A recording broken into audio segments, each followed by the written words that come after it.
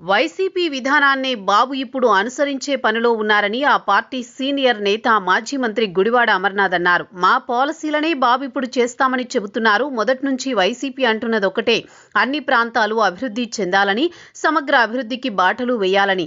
అదే విషయం ప్రభుత్వంలో ఉన్నప్పుడు 3 క్యాపిటల్స్ పేరుతో చెబితే వైసీపీని తప్పుబట్టిన చంద్రబాబు ఇప్పుడు 3 కారిడార్స్ అంటున్నారు. 3 ప్రాంతాల్లో 3 కారిడార్స్ అని బాబు అనడం వెనుక వైసీపీ పాలసీల ప్రభావం ఉందని గుడివాడ విశ్లేషించారు. నిజానికి అమరావతిలో సర్వం ఖర్చు చేస్తూ అక్కడే అన్ని అన్నట్లుగా చంద్రబాబు వైఖరి ఉందని గుడివాడ దుయ్యబట్టారు.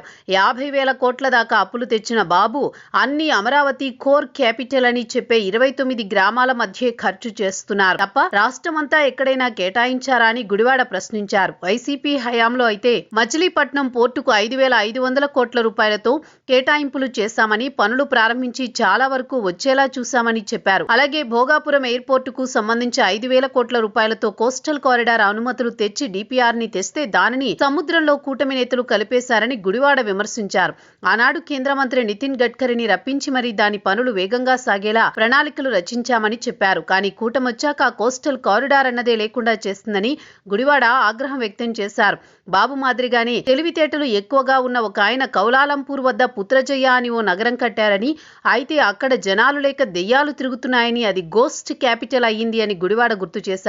అమరావతికి కూడా అదే రకమైన పరిస్థితి తీసుకురావాలని చూస్తున్నారని ప్రశ్నించారు. నగరాలను ఎవరూ నిర్మించరు అని కూడా ఆయన అన్నారు. కేవలం మౌలిక సదుపాయాలు కల్పించడం వరకే ప్రభుత్వాలు పరిమితం కావాలని గుడివాడ సూచించారు.